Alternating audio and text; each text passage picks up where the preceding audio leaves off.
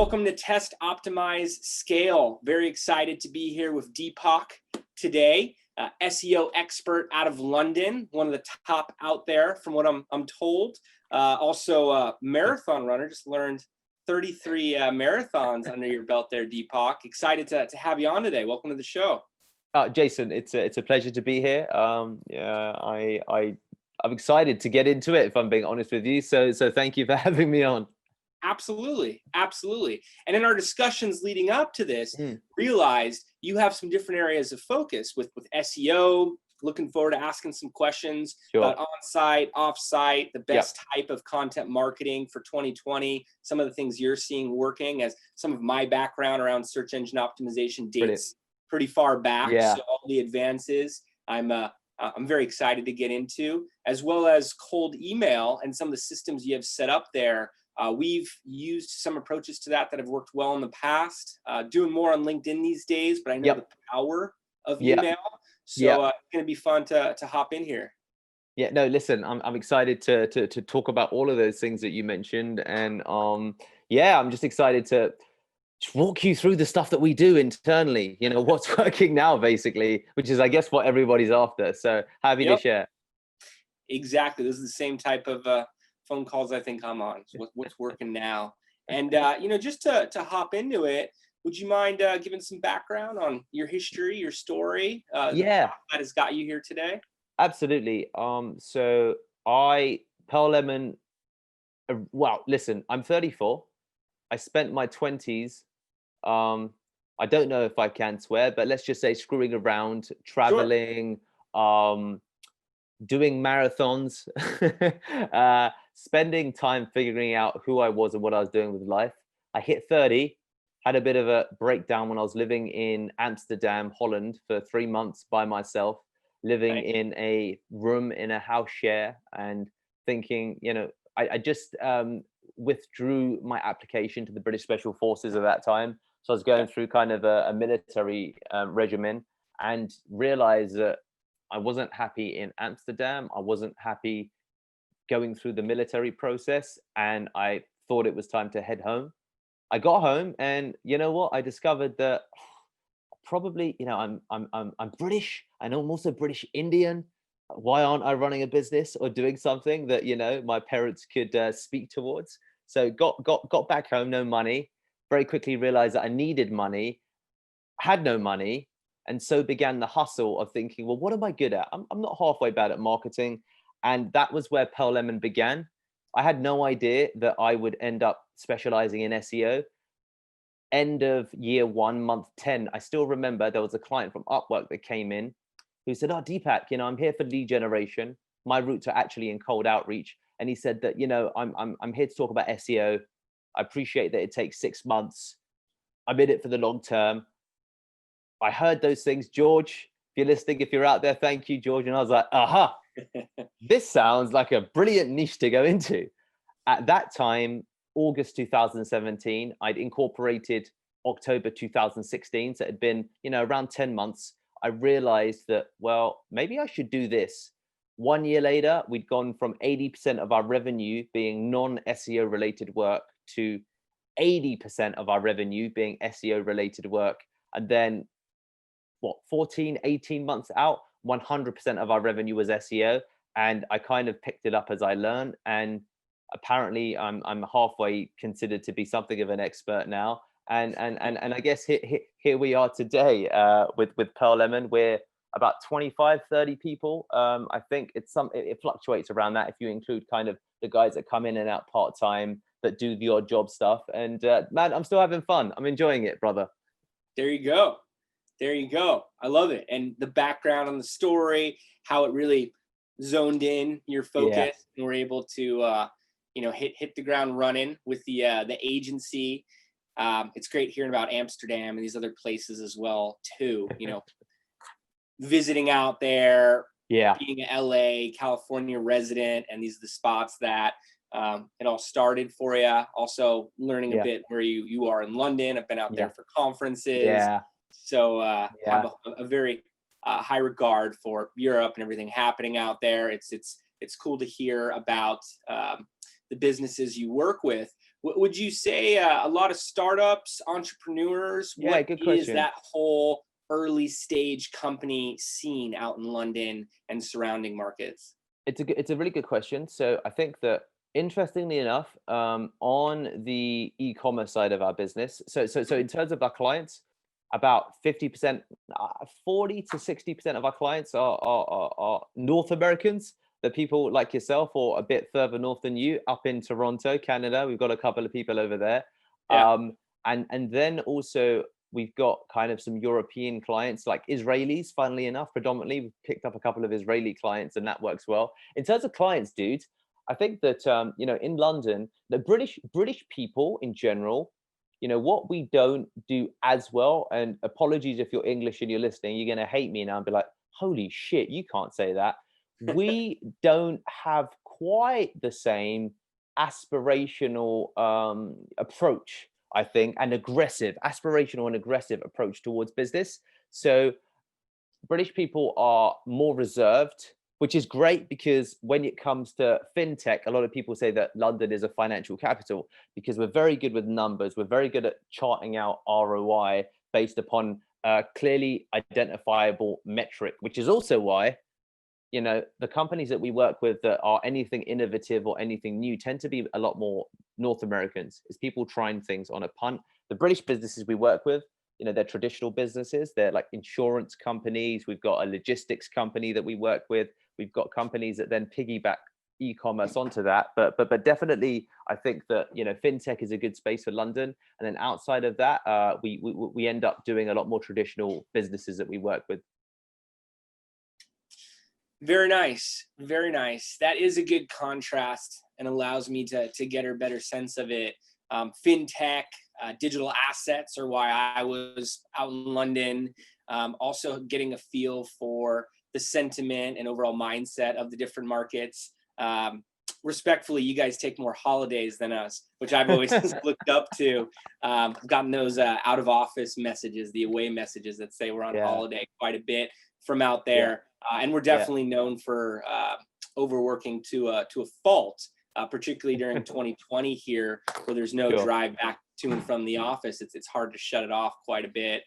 So again, really from a place of appreciation, have noticed that. And I always enjoy asking about the startup scene in these different places. I've been to different types of entrepreneur events all over the world, Australia, Europe, Asia, here in LA frequently. So, really being able to tap into the target audience of your clients and get an understanding of who you're serving definitely brings it all to life for me.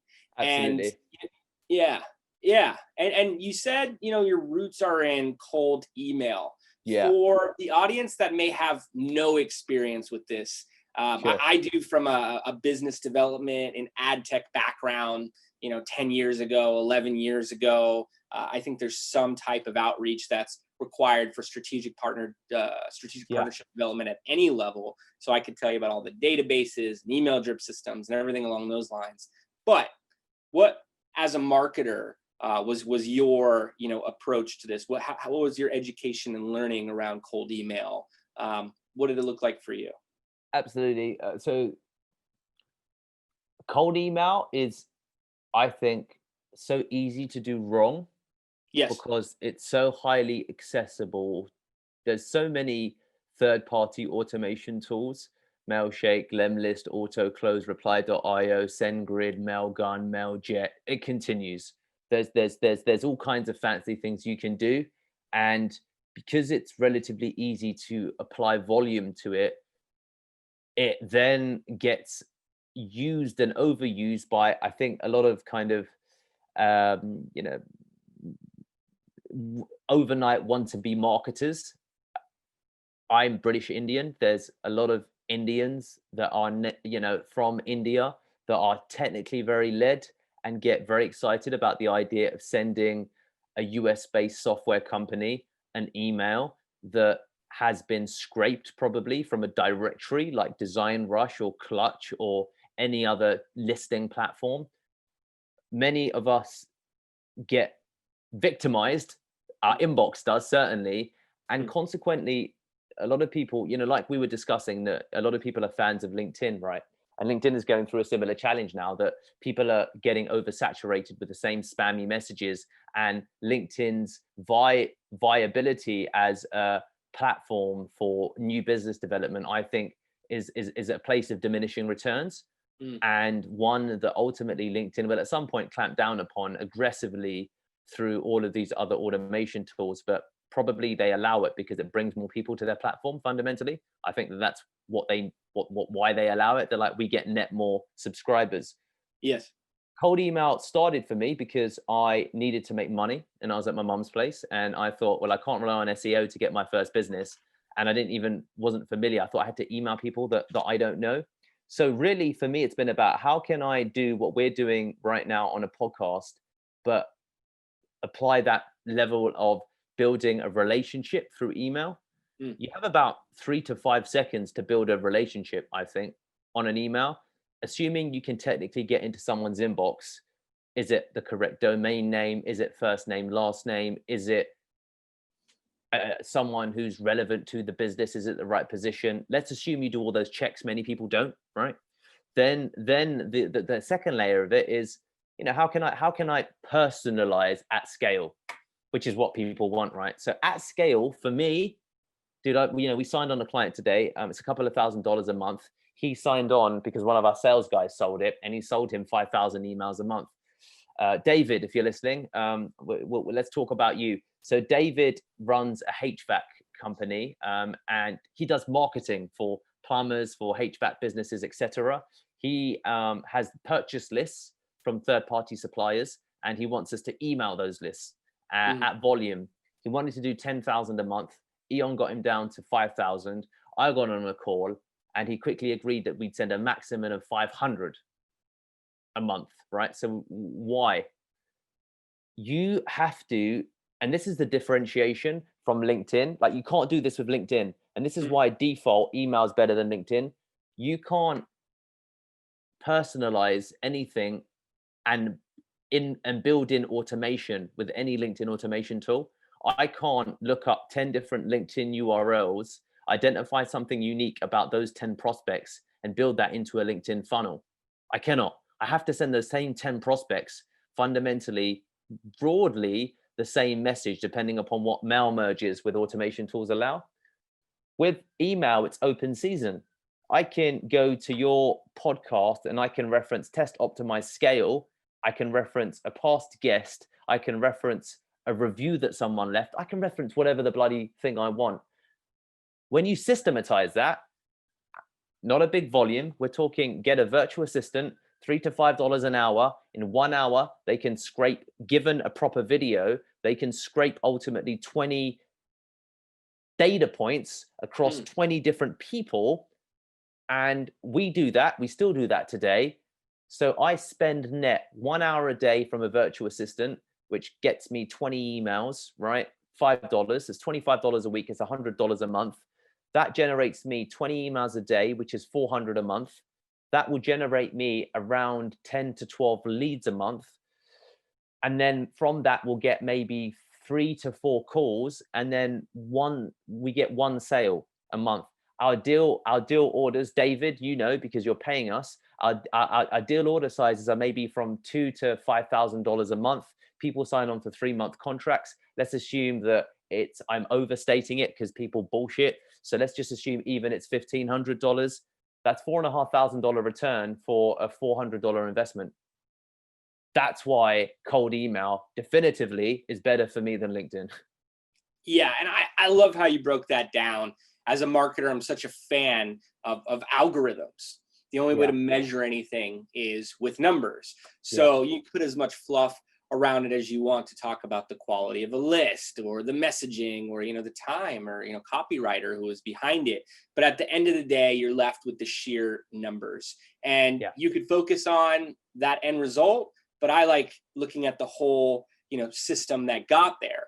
You were talking about the amount of prospects, the open rate, how many replies that you get from there, how many calls come from it, how many deals that you close, all to produce one, which is of course a conservative projection, and then the returns that are available just from that one transaction. And it really makes a lot of sense. to a CFO who's just focused on the accounting, just focused on the numbers, to a business development, a sales guy who may not understand a lick about marketing, but knows that if they're on the phone enough times that month, they're going to have some good numbers to show. Their quota is going to look pretty small compared to what they're able to wrap with at the end of the month. It's just real business fundamentals, but using these marketing tactics, you're able to scale it. And, definitely interested on the 20 data points. We do a lot of different demo targeting for advertising and segmenting towards micro attributes in terms of data points. So we could really carve out that one pocket of performance. And the way you're doing that for the messaging and really making it feel intimate and custom, because it is tough to do on LinkedIn. And we've tried everything from having somebody physically writing custom messages and the amount of time that it takes per day to do that at 75, 100 invites per day, which is pretty much LinkedIn's cap. And again, putting the time in, rolling up the sleeves, writing custom messages, looking to get responses there, and having to do the data collection manually, where it's like, okay, now I got to search this site, I got to do that, I got to do this, still to get a 20% acceptance rate of invitations, meaning 80% aren't really even communicating back and forth with us, then post maybe 10 to 20% response rate, but already after those invitations are accepted. I like how you could see someone's face on LinkedIn, their mutual connections, their background. So there are, very strong value points in that regard. But what I've always liked about email is the scale. And obviously, given the show, just hearing me talk, it's a word I use a lot because it reflects the type of conversations that I have with other groups. As soon as something's working, a client says, okay, that's great. How do I scale that? Sure. How do I get twice the amount of conversions next week? Whether it's an e-commerce purchase, a B2B client lead, a user for any type of software, business to business or business to consumer, or we do a lot of these investor acquisition campaigns, going back to the fintech, equity crowdfunding, cryptocurrency type discussion. So any of those type of reports where I say, hey, you have this excellent cost per acquisition and a 10x return on ad spend, return on marketing spend, return on email spend, as it sounds. They want to ask me the next day, like, okay, great, awesome. How fast can you ramp that up? We, of course, need to space it out and do it responsibly. But it seems to me that there's, I don't want to say endless opportunity with email, endless scale, but definitely a very broad list to go after once you see something working. Absolutely. I think that you're completely right. There's many layers involved, as you said. The deeper that you dig when looking at data points, copywriting, manual intervention, the point at which automation gets switched off and a human takes over, simply relying upon automation when doing LinkedIn outreach, at what point does it break down? Pretty quickly, broadly speaking, and seeing, what happens on the front lines. And then I think that, as you said, when you bring it back to the numbers, the reason that ultimately David went down from 5,000, as he said that he wanted to go for, was when we walked through the numbers. I said, okay, David, listen, what's the end goal? It's like, why are we sending 5,000? We could send 5 million probably with the right SMTP server, it properly warmed up, rotating IPs, but why? And he was like, I want more book calls, I want more sales. And I said, okay, fantastic. So, and what's revealing in a sales environment, I said, look, David, with us, we'll get maybe 15 leads that will come in. From that, we'll generate maybe 3 phone calls. From that, maybe 1 sale. That's probably what we do internally. And I said, David, our ticket sizes, because you're paying it, it starts at $2,000 a month. We sign 3-month contracts and it goes up to maybe $7,000. So let's just assume it's $2,000. So we're looking at, $6,000 return on an investment. What does that world look like to you? How many appointments do you need? And he said, okay, Deepak, I probably need, based upon that number, I said, how many leads do you need? Not appointments. I said, how many leads? And he said, I need probably about 12 to 15 leads to make 1 sale. I said, okay, great. How much is a sale? Like range, give me a range. You don't need to tell me what the price is, but just say it starts at, you might have an entry level ticket product. And he's like, yeah, great. It starts at $1,350 and it goes all the way to 5,000. And I said, okay, great. So let's just assume that you need 1 to 2 sales a month to even break even at $2,000. So we fundamentally need to generate you maybe even one sale, because if you get one $8,000 sale month 3, if you're paying us $2,000 a month, then you'll be like, okay, great, let's just do 2 sales from month 3 to 6. I said, on that basis, would you prefer that I get you 12 appointments as opposed to sending out 5,000 emails? And he said, yeah. I said, great, let's send 20 emails a day. Here's how we're going to do it. This is why. And he said, fantastic. Let's not do anything that I signed up for. Let's change everything, because then the numbers made sense and the rationale behind it. And I also said, we can piss off 5,000 people if you want. We could do that, because I definitely can't personalize 5,000 immediately, not without a clear rationale to do it when we're experimenting. But once we've got proof of concept, then we just ask that Mr. VA, who's amazing, let's do 2 hours a day and let's send 40 emails a day. Yes. And then we can achieve scale. When you're selling high ticket products, basically, the economics of scale make a lot of sense. And then it's like, how many leads really can your sales team handle? Yes. Don't bullshit me. Don't say as many as ever. I mean, lead comes in, they look them up on LinkedIn, they send them a connection request, they follow up with an email, they'll try and call them the day after. That quality of response, how many people can do that? Then it all changes. So once you go through all of those data points, then you can figure out what makes sense and what doesn't. Yeah, absolutely. Don't piss off 5,000 people, make 40 a day happy. Yeah, absolutely. Because no one gets pissed off with those emails we sent. I've done both. For Pearl Lemon, I've hired third-party agencies to see how they run, because I was curious. In the beginning, I thought that I couldn't do it as well as other guys because I was nervous, because I had that military experience. So I went out and I dropped about $5,000, a couple of freelancers, outsourced team in India, team in UK, and learned a lot along the way, but also discovered that you don't piss off anyone with personalization. Mm-hmm. Exactly. If it feels like it's written for you as the recipient, it's harder to ignore. And actually wanted to ask, do you guys ever integrate multiple channels? Because I know I get hit up with, I don't know, let's say 20 to 50 vendors a week reaching out to me through one channel or another. And if they send me an email and then a LinkedIn message, and then I get a voicemail from them, somewhere around the 3rd touch point, and if it's personalized for me, I start feeling guilty. I've been on the other side, and there's some type of accountability for response at that point, good or bad, but just something to say, hey, I see you. And Absolutely. If what they have is attractive, I'm going to be more responsive, more engaged at that point too. Have you looked at multiple use points of the data, whether it's uploads of those email addresses for advertising targeting or retargeting, I should say, combining LinkedIn, direct call, direct mail? I know someone needs to send faxes, but anything that has multiple touch points? Yeah, absolutely. So we do, depending upon the place at which we'll jump off. So we may run LinkedIn outreach campaigns. We then tie it into email and send them a sequenced email follow-up. We'll use Zapier to pull out all of the relevant details. And then we'll use something maybe like Drop Contact, which enriches data by finding people put their personal emails on LinkedIn oftentimes, as you know. Then you want to try and enrich the data based upon either ultimately an automation, but sometimes we do it manually. Once it happens manually, again, I've got Akila to thank. She's a rock star. She loves mechanical work. She loves it, and I love that she loves it, because you need that. Very nice. She loves it. And therefore we'll do email follow-up after LinkedIn, and then we depending upon the person, we'll even give them a like or a follow on Twitter, and then depending upon the opens, we've got a dedicated Slack channel for the sales guys, and they have to have a kind of callback function, or at least a follow-up function based upon people that have clicked links in emails, and then they'll follow up on LinkedIn. Very sophisticated, very sophisticated. Let's talk frequency.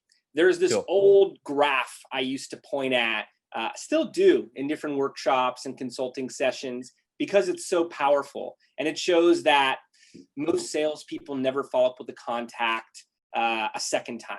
Literally like 80%, 90%.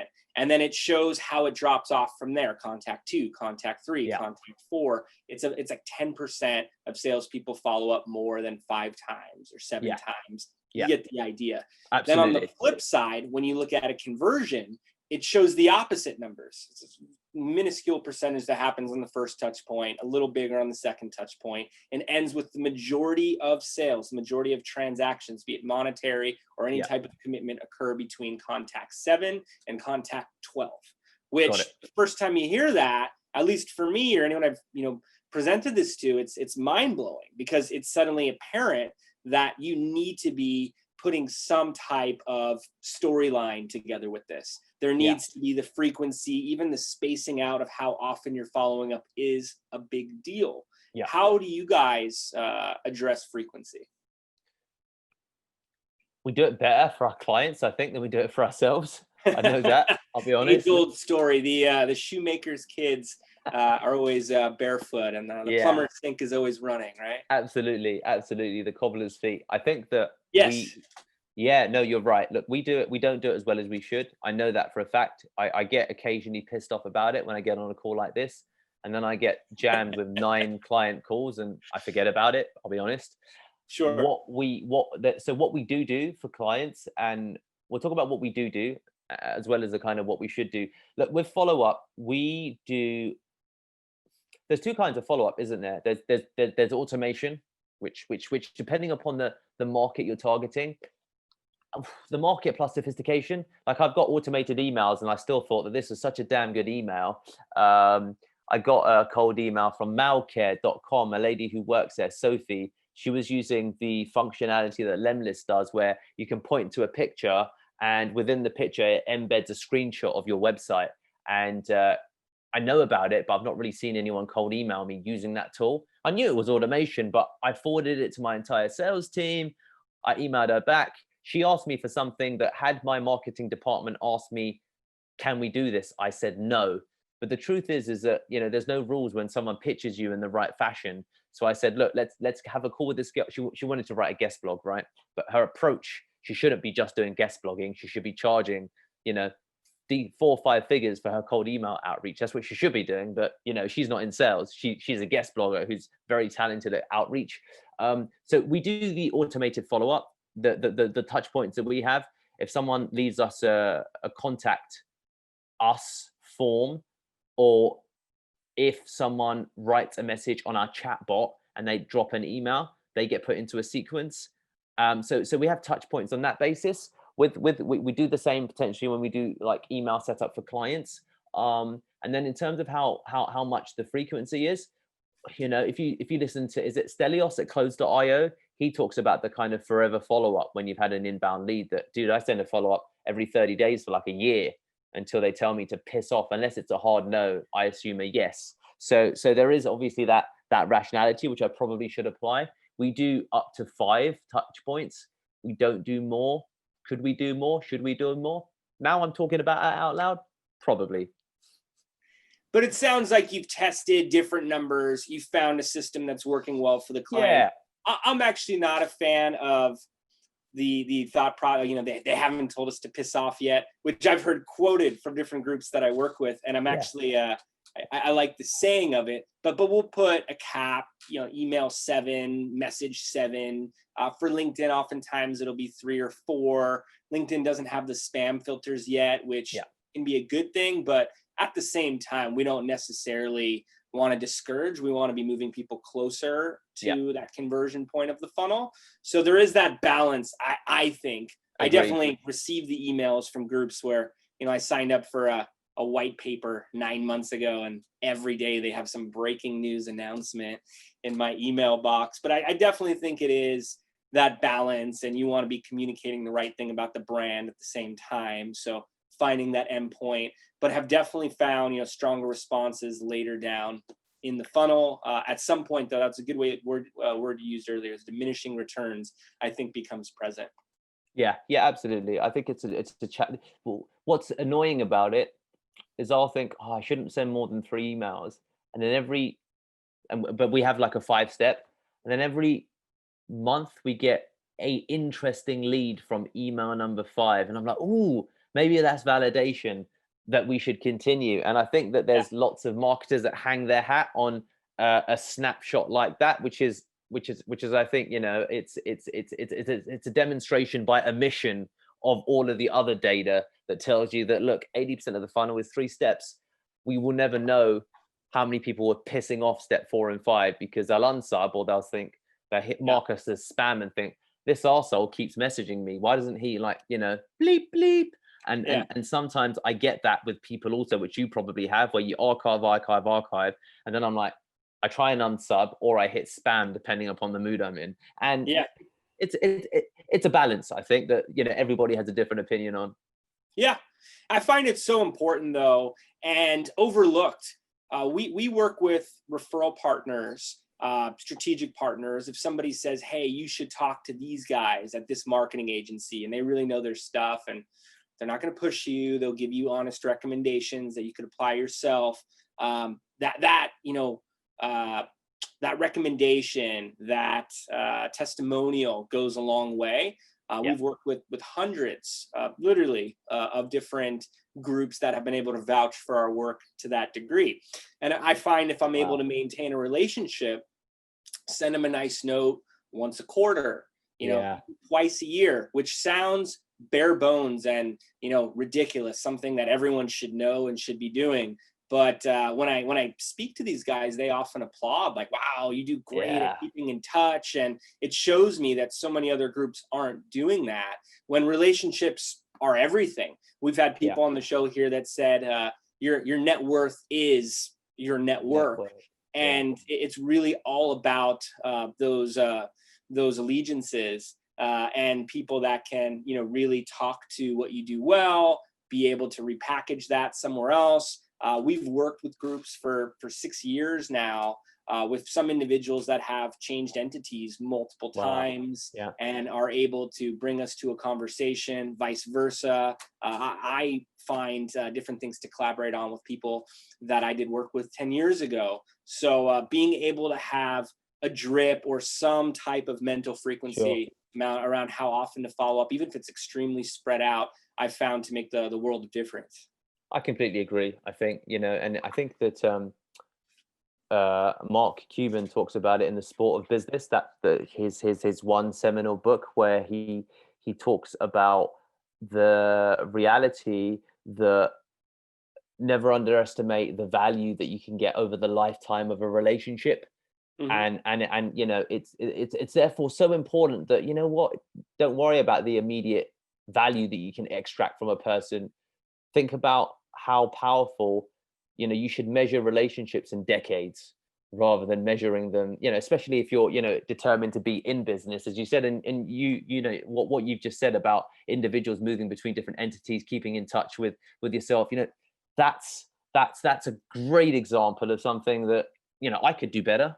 I think, you know, that, and I think that the key challenge for many marketers is there's the initial inertia, because of course, knowing is not doing, and doing actually is knowing, and talking about it and doing it are so far poles apart. And I think that once we get over the initial inertia, then comes the inherently messy process of trying to figure out how to ultimately scale and systematize something that can be done, whether it's a calendar reminder that today's my dedicated day of going through my old Stripe billings and having a look at finding 5 people that I could just write a personal note to. And I'll do that once a month, every Friday for 1 hour, and it's done. And that, you know, can make all the difference, because people remember it, as you said. And then people are like, oh, you know what, I've moved firms now, but I think you guys would be perfect. And, you know, it's like a $25,000 deal. And you're like, damn, I sent this guy one email one Friday afternoon because of a calendar reminder 4 months ago. And here we are talking about that. And you only truly appreciate the nature of serendipity and karma once you begin executing some of these activities that you can't provide an immediate tangible return against. And that's a challenge, of course, that data-driven marketers also struggle with, because they're like, oh, okay, I'll send this email, but Deepak, you've got all of these other leads that come into your funnel. Let's worry about those guys. And there's that inherent battle that we all face. Oh, yeah. And it's amazing that, you know, you find an excuse to catch up with somebody, not even ask for anything, not for any business, any leads, but just find a way to touch base with them. and how the phone magically rings the next day or the next week because you're top of mind. And I think back to my ad tech days, and there was these sales reps that were literal rock stars in the industry doing, 8 figures more in advertising sales each year for some of the top ad tech firms. And I don't know if they ever even talked business with their clients. I mean, sure, when it came down to the RFP and they probably had a sales planner or somebody send it over, but they would just go entertain and take skydiving and do custom denim fittings and just really nurture these relationships. So I've kind of always looked up to that in the background and looked for excuses to really connect with somebody and almost see how long I could be on the call with them before having to hop into the actual nuts and bolts and just get a better idea for where they're living and what sports teams they're following and being able to reference that on later calls. I try to do this offline online comparison where I then take that creative, take that messaging to a digital format such as email. So a lot of great stuff here to walk away with. And I want to move to SEO, search engine optimization. I know if you're getting a call about digital marketing in, let's say, 2008, 2005, anywhere up to 2012, it was 100% about SEO. Maybe there was some PPC as part of it, but search engine optimization. I know there's less tricks these days, and it's all about good, engaging content, with the right on-site setup for, a brief 101. What should groups be doing for SEO? How should they be perceiving their own strategy and be coming to the table to produce an optimum structure for their own brands? Absolutely. It's a great question. I think that the most powerful thing that is important with SEO is what, number one, guys, you do have to think long term, unfortunately. Like it is different to any outbound channel or any, media spending channel, although there is spend because you pay a firm or you spend time. So the payment's still there, but the returns are deferred, offset, delayed.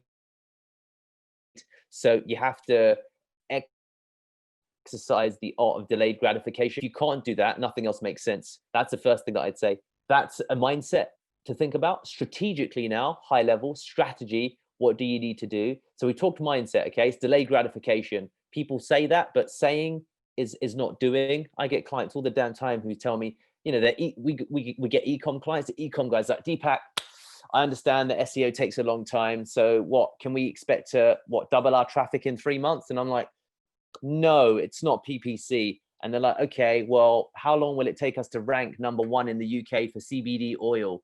And I was like, you've got a fresh Shopify install. You've got a domain authority of 9. Dude, it doesn't work like that. And they're like, they're like, okay, I can wait month 2. So delayed gratification, mindset. Number 2, let's talk strategy. Okay, so you've got the mindset now. Now, what is the strategic approach that you need to apply? So there's fundamentally 2 things, right? Number 1 is it's content. It is content. And number 2 is link velocity.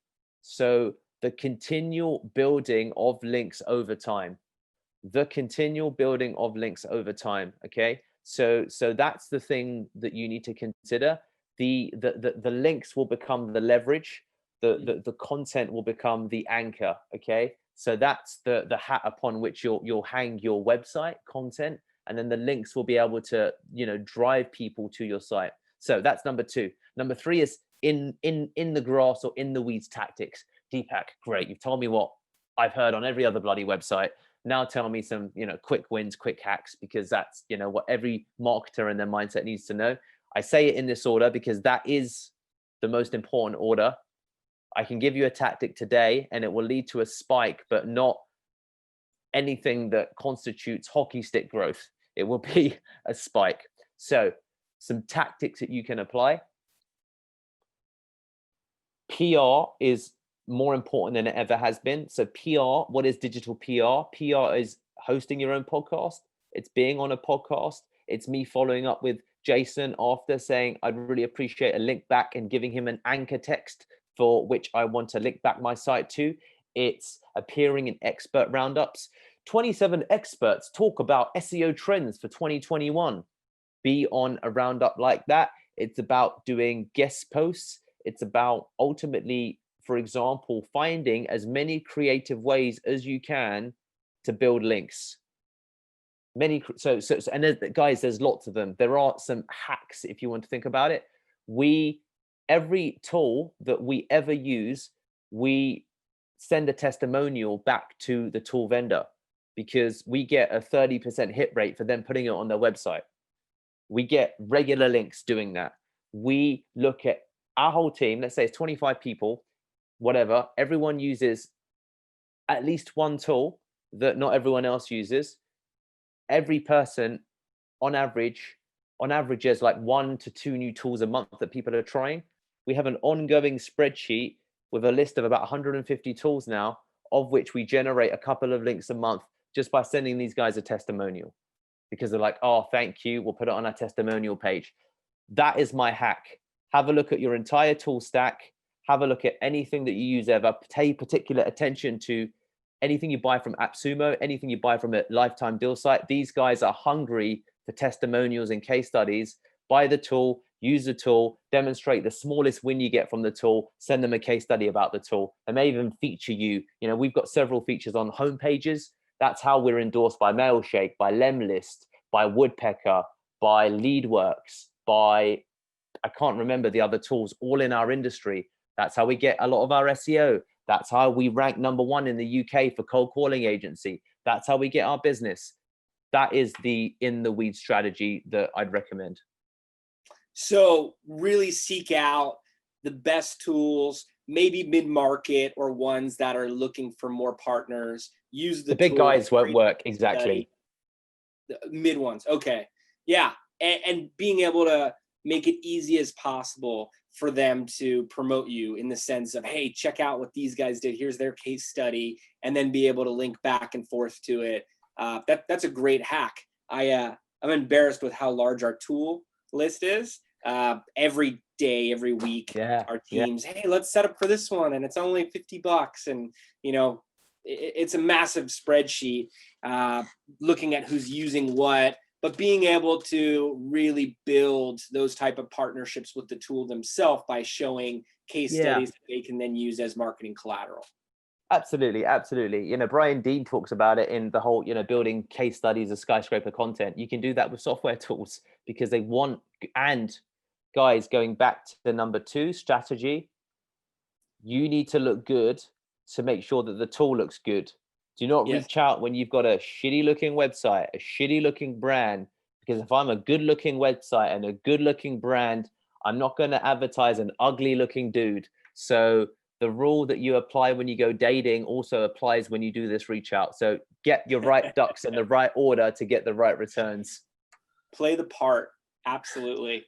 I actually, there's marketers that just focus on dating apps for individuals and have systems where, hey, we'll polish up your profile. We're going to send this type of messaging, which is proven to the top girls or top, you know, whoever in your area, basically doing that for your brand, for your agency, getting it all dialed. I love the dating reference. I'm playing off of here, but make yourself look good.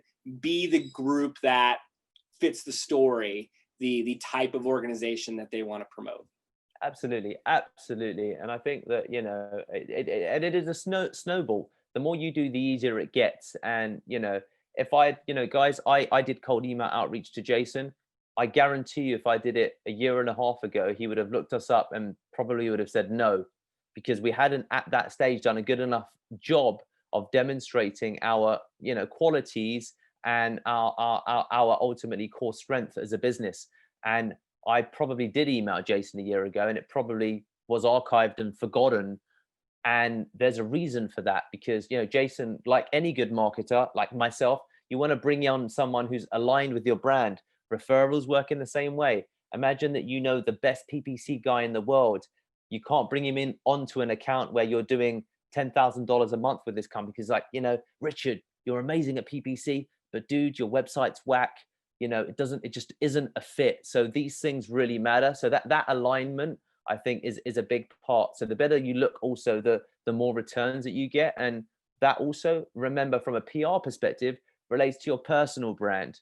There's a reason, and this really heavily relates to SEO. There's a reason why, you know, Moz was built around ran Fishkin, becoming, he carried Moz to a large degree. Larry Kim sold WordStream, 300 million. The brand was built around Larry Kim.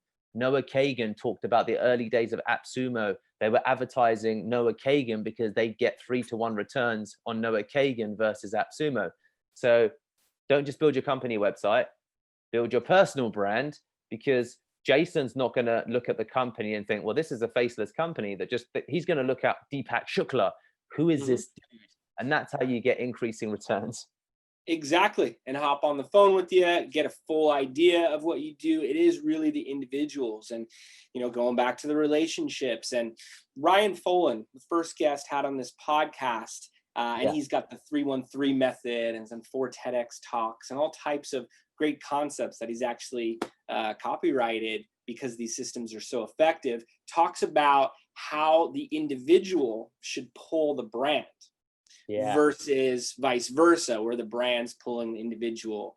It's DNA with Jason, where people are then like, okay, let me figure out if I like DNA. Let me figure out the company. Let me figure out this, that. Where if someone can know the individual and know that they're going to stand up for them, come to the plate, do everything in the brand's power because the individual is pulling the brand, it's far more relatable, far more of a foundation for a good collaboration. Overall, we've looked at it for marketing agencies, all the individuals you just mentioned, including, platforms like SEO, Moz, being able to reference the individual goes a long way. I'm a big Gary V fan, and he talks about it, in depth. And a lot of his daily V videos, I mean, they're so good that, it hurts. You're like, wow, wish I would have said that on a call yesterday. And, you could tell the type of groups that he's speaking with on a daily basis and his commitment to success. And then you could apply all of those mentalities to the organization themselves because you feel like you understand that individual. And that's why, upper management for these type of firms, if they're positioned as thought leaders, if they're speaking on a daily basis, doing guest blogs or getting by Forbes, by whoever it is on a regular basis, it means the world for their accolades, their abilities, their overall perception from an outside party. So I love how that was applied to a brand for SEO.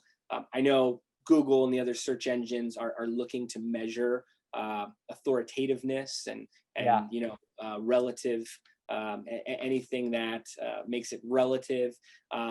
Being able to look at that from a personal magnifying glass, I think is a great first step there. Absolutely. And, interestingly, during COVID, we saw, we've got a bunch of affiliate sites that we own as well as some that we managed. We saw almost all of them get penalized because they didn't meet the Google's criteria for EAT. It was algorithmically perhaps updated during COVID, where Google looks at, as you said, trustworthiness, authoritativeness, and expertise. And the problem with a lot of affiliate sites is that they're faceless. There's no stakeholder that's attached to a site that's meant to drive traffic to a third-party website to collect an affiliate commission, whether it's Amazon, whether it's a commission junction, whatever it might be. And we saw the inverse happen with some of our sites, including ourselves, where you do turn up to actual popular platforms. You do make an effort to do outreach and do a form of relationship build, whereby Google is able to track ultimately individuals and companies and see that there's convergence across shared brand entities. And Jason, test, optimize, scale, Jason Fishman, Deepak Shukla now, have, on the kind of graph of convergence, some shared data across Google, and Google is able to, understand, where these things connect and correlate, and correspondingly, companies are rewarded because, and what's interesting and what's funny is that and this is the full circle one, Deepak, how do I get the hack on SEO? It's like, dude, invest in relationships. What do you mean? Don't I need to build a backlink from a directory website or a guest post? Or yes, but that's like bringing a knife to a gunfight, or that's like appearing at 4 a.m. on CNBC and thinking that you're then gonna, slingshot over to Oprah. Doesn't work like that. doesn't work like that at all. And what's weird is that this, we just need to look to Hollywood and look at stars that are bigger than the movies themselves and the currency that brings. Dwayne Johnson, Will Smith before him, Arnold Schwarzenegger before him. It's not new. It's been around since 1979, I think, was Predator, or 1980s was, Sigourney Weaver, Ripley, Aliens. It's been around for a while, dude. And for some reason, I still come across business owners who say, Deepak, I'd like to be anonymous online. E-commerce business owners are famous for this, right? We got clients that are spending several $1,000s a month, and they submit a contact us form with a random Gmail, no website attached. I look them up, no idea who they are. Some of my sales team dismiss it, a problem with our own internal sales team, because it looks like it's a tier 2 lead. One of the new guys picks it up. Turns out it's a big deal.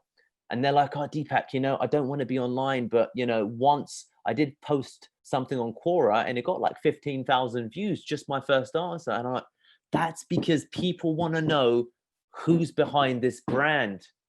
You can actually, as your man there that came on, you can lead the charge, and the brand actually will follow, and you'll become the slingshot. And I think that the more that people recognize that, the more success they'll have with their businesses. Yeah, and perfect analogies. It's a big risk to commit 2 hours to watch a movie with no actors, no director, no publisher referencing how great the movie is. You're taking a big leap there. So being able to apply that to any brand, let's say it's a startup and they're running an equity crowdfunding campaign. Are they investable if the team doesn't have any type of personality, or more importantly, expertise that is transferable? So, individuals are everything.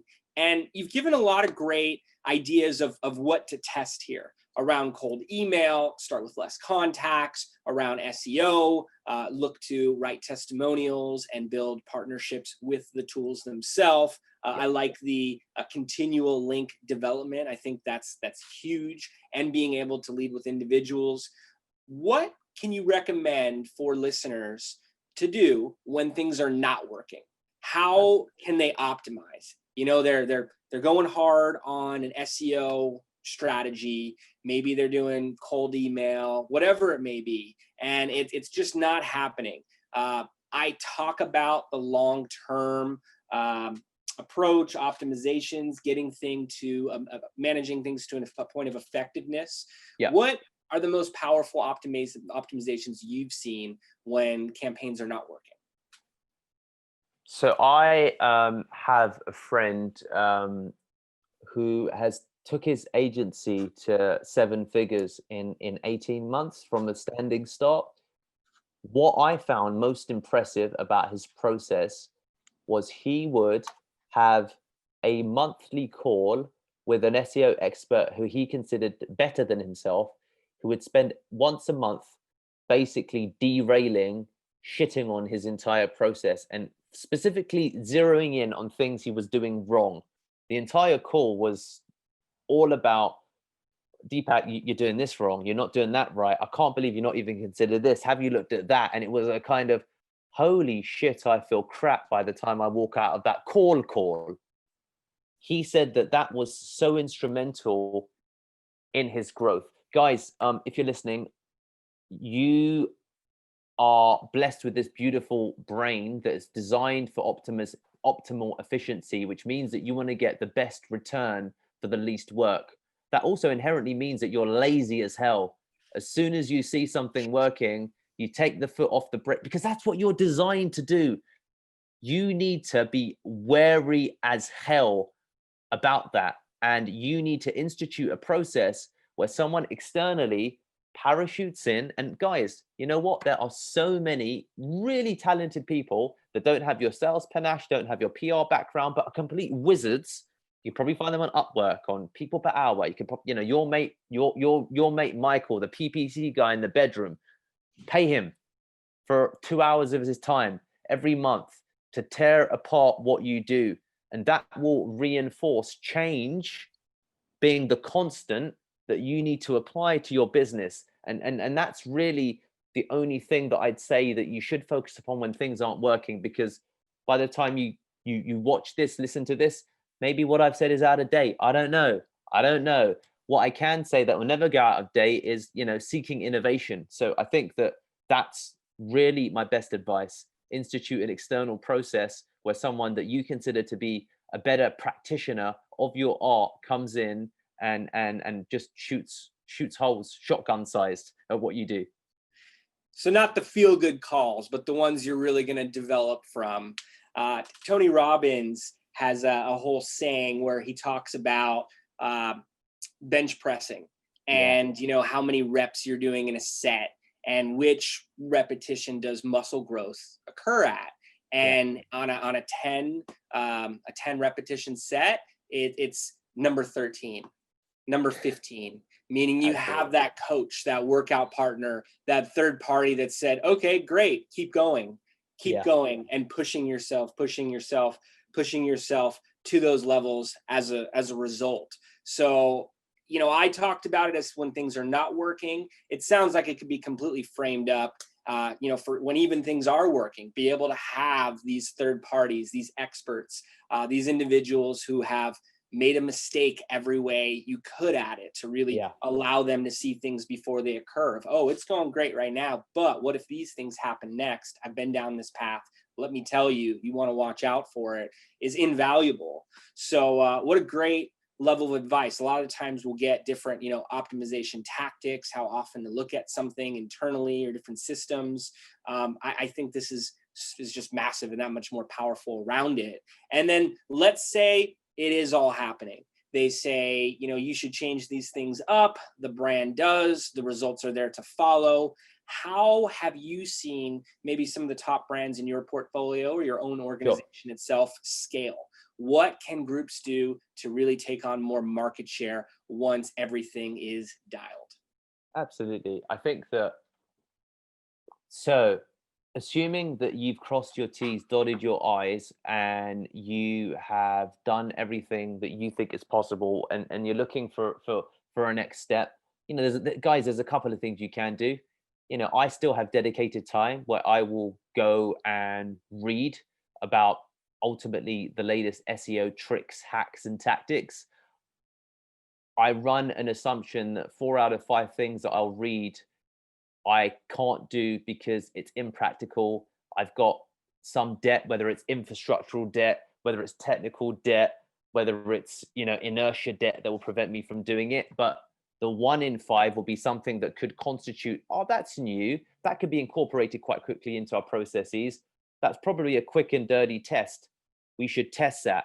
Building a framework like that into your process will allow you to regularly make little leaps within your business, right? The hop, skip, and jump effect, as I call it. We're looking for the jump, right? We're looking for the jump, but there's lots of hops, there's some skips, there's some stumbles, but then every now and again you get a jump. A good example of what a jump could be, I got on a call today with a prospect who said, Deepak, a hack that I found was I looked at the Amazon checkout buttons, and what we did was we went across our e-commerce businesses and applied the rule of familiarity to those channels. And we basically copied exactly how the Amazon e-commerce button looks and put it onto our website.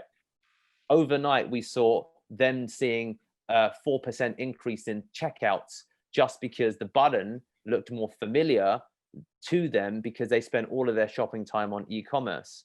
That was something that was a big shock to me. That was like, wow, that's really interesting. How does that apply?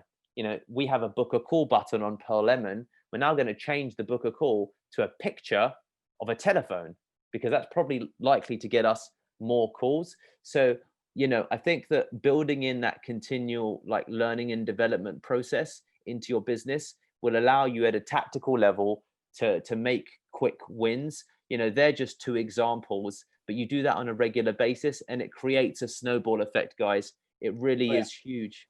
It really is huge. So I think that, but having a process to build it in quickly as well, we talk about a lot of these things, but you're going to be as good as your system is.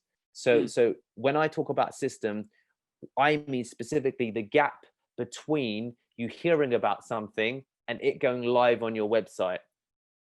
how big is that gap? Because it doesn't matter how much you know, it doesn't matter how much your team knows, you have to minimize that gap as much as possible, because otherwise a guy who knows 10 times less than you, but has a gap that's 10 times smaller, is gonna, Grant Cardone, the 10x rule, probably gonna do 10 times better than you, because you know what? His gap between thinking or reading and doing is way fucking smaller than yours. So if you don't solve that, all of the stuff that you're hearing is BS, because your system is ultimately failing you. Mind the gap. I like it. So basically an ongoing process. The structures are more important than the actual tactics, to a sense, meaning if you have good systems in place, if you are quick to launch things, fast to fail and move on to the next if it's not working, but always looking for those hop, skips, and a jump. And I think I heard some conversion optimization in there as well too, where constantly looking at how to improve even these smallest factors in a call to action on the site, and how that can really make an impact and produce exponentially different results. But all focusing on, which I think is applicable to everybody, the structure, the process, the system, and that analogy of the timing is so perfect. And it's often that small, 2 milliseconds that's the difference from first place and fifth place. I think that's another Tony Robbins quote there, but very important to paint that picture. And Deepak, this has been awesome. If anyone is listening, jotting down notes, and looking to get in touch with you and ask additional questions, what is the best way to do so? What's the best way to contact you? Guys, it's been a pleasure. Thank you so much for your time. If you stayed to the end of this part of the podcast, I know that there's a drop off. If you stayed with us, I appreciate you. No, I know that Jason does. Look, head to deepakshukla.com. You'll find more about me there. And deepakshukla.com. I've got a lot of stuff going on over there. So, I'd love to see you over there and hopefully, help you on your journey. Absolutely. Deepak, again, it's been a pleasure. Really enjoyed the high level marketing chat here. A lot of great things for everyone to take. Thanks again for coming on. Jason, I appreciate it. Thank you so much. All right. Take care, everyone.